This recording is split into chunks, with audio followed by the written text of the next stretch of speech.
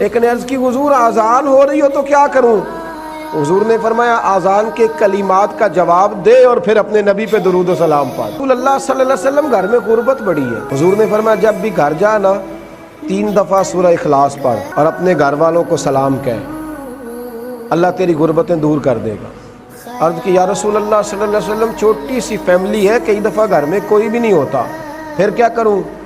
آپ نے کہا ہے گھر والوں کو سلام کہنا ہے، سورہ اخلاص پڑھنی ہے۔ تو حضور نے فرمایا جب گھر میں کوئی نہ ہو تو سورہ اخلاص پڑھنا اور اپنے نبی پہ درود و سلام پڑھنا۔